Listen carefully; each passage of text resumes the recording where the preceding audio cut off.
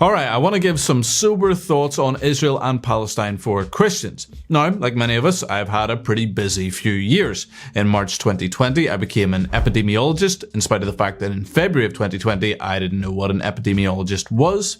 Then I went on to perfectly understand American race relations, and then the entire history of the Russian Empire and Putin's inner thought life. Voldemort Putin? And now I would like to announce my new career as a peace and conflict consultant with a specialism in Israeli and Palestinian tensions. Okay, so whilst I would say that I'm reasonably well informed on this topic, I don't pretend to know everything about it, but I would say that there are certain things that Christians need to bear in mind when talking about issues like these. It's important that we don't just fly off into emotional irrationality. We need to think clearly in biblical categories, and so that's what I kind of want to do in this video. I want to give 20-something sober thoughts on Israel and Palestine. Okay, section 1, Hamas and Palestine. Hamas is quite obviously a demonic terrorist organization. When you paraglide into a music festival, you begin shooting everybody, raping women, killing children, burning people alive.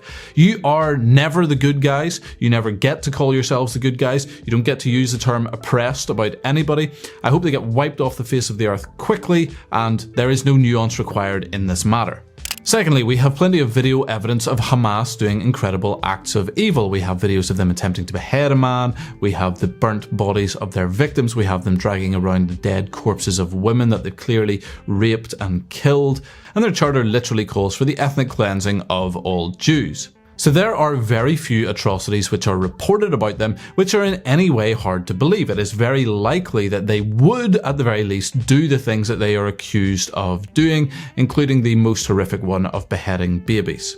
Thirdly though, that said, there will be a degree of propaganda from both sides. It is not the case that you should believe every claim made about Hamas simply because it is potentially believable. When it comes to the details of that specific claim, we actually don't seem to have good evidence for it just yet. That by no means absolves Hamas of the terrible crimes that they have committed. And fourthly, anybody who cannot condemn Hamas without engaging in whataboutery or somehow blaming Israel for the atrocities committed against them, well, they're not a serious or moral person in any way, shape or form, and they should be dismissed out of hand. You suck.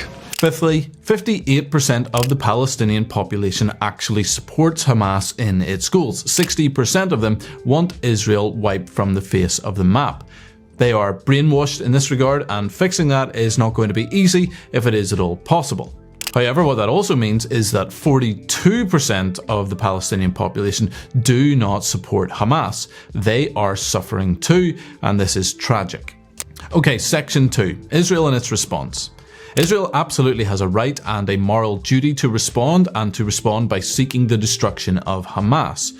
At the same time, there are many civilians in Gaza who are not involved. It should seek to spare those civilians as much as is possible, and calls for the Gaza Strip to be turned into a parking lot are obscenely evil and should not be carried out. However, the next point on this is that Israel has historically taken big steps to avoid civilian casualties. They drop flyers if there are going to be airstrikes, they provide safe zones for civilians to flee to, and this is often done to the detriment of their operational effectiveness in order to spare civilian lives. Israel should be commended for doing so, and should continue to do so. That said, Hamas clearly tries to cause civilian casualties amongst its own population by forbidding people to leave dangerous areas. They place their HQs and weapons caches amongst the civilian populations, often next to schools and hospitals, in order to create national outrage. Israel is not morally culpable for these deaths, Hamas is. Furthermore, the Palestinian terrorist organizations often misfire and hit their own people, as seems to be the case for the hospital bombing this week, and there are many such cases like that. Furthermore, Israel is no more bound to supply water or electricity to a government who has sworn to destroy them than the Brits would have been to supply water or electricity to the Germans during World War II. Hamas has spent its enormous foreign aid on enriching themselves and attempting to kill Jews as opposed to providing for their own water and electricity, and they should not be surprised when their enemies cut them off. It is, however, tragic, and Israel should let aid through to civilians, which is something that they have historically done. And finally on this point, if Hamas laid down its weapons and surrendered, the Palestinian people would be free tomorrow. If the IDF laid down its weapons and surrendered, the Jewish population would be dead tomorrow. Bear this in mind. Section 3. Islam. It is reasonable to notice the response of the Islamic world to terrorism done in its name, namely things like the lack of condemnation and sometimes the celebration in the streets.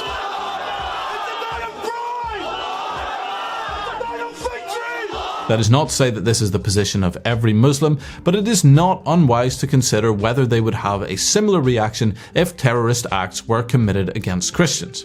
Furthermore, Islamic nations that condemn Israel for causing a humanitarian catastrophe but don't take in any Palestinian refugees are hypocrites. But thirdly, none of this is an excuse for mistreating or being afraid of individual Muslims. The murder of that 6-year-old boy in Illinois was horrific and should be punished to the full extent of the law. Okay, Section 4, the West. The West should avoid direct action in this conflict. The worst possible scenario here is something resembling World War III, where various other nation-states get dragged in, including Western nations. We should be clear that whilst we don't believe there is a moral equivalence between the two sides, we're not going to get directly involved in any of the shooting. Western powers should also call for a reasonable measure of restraint from Israel in this conflict to avoid this kind of outcome.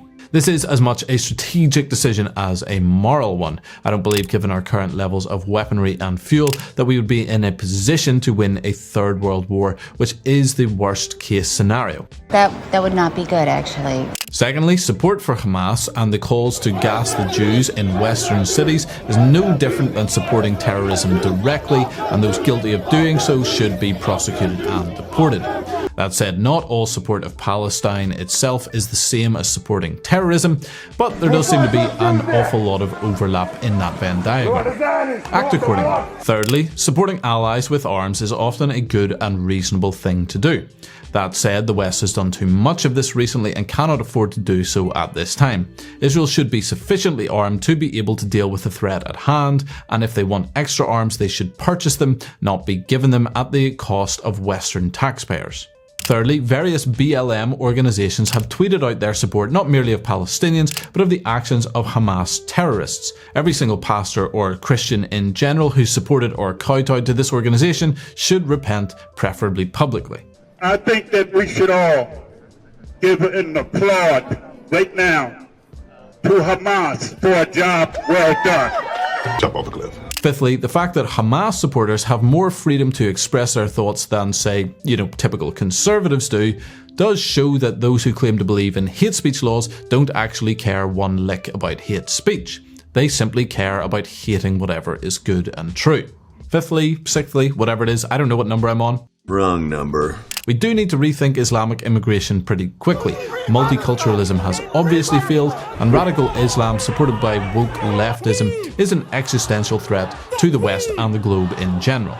And lastly, when it comes to the West, it is entirely understandable why nobody trusts the media when it comes to this conflict. The media have disgraced themselves in recent years and have proven themselves to be a bunch of lying liars who like to lie. You sit on a throne of lies. We can expect them to continue to do so, probably led by the BBC. Sifting through sources and finding original evidence is a pain in the neck, but if you do want to be accurately informed on this, you kind of have no other option. You cannot simply trust whatever the media tells you. That said, believing everything the media says and believing that everything is fake, well, those things are arguably as stupid as one another.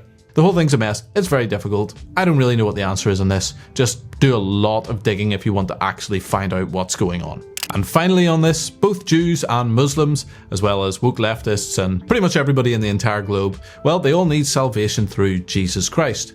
Hate nobody, pray for everybody, reach whoever you can, and do listen to James White's recent excellent sermon in this regard about how we should treat Muslims. It's very thought-provoking, very detailed, and very worthwhile.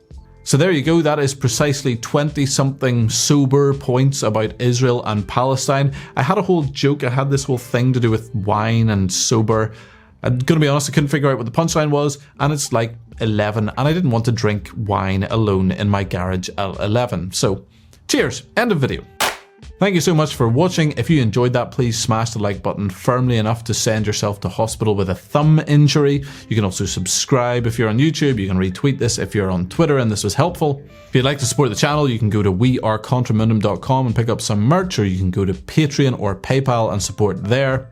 Also, thanks so much to those who contributed to me kitting out this garage a little bit more to get it more soundproof and a bit warmer. We pretty much have raised everything. I think there's just a couple £100 left to go on that. So really blessed, really thankful. If you want to give to that, you can do so through PayPal. And of course, as always, if you are on YouTube, watch this next video.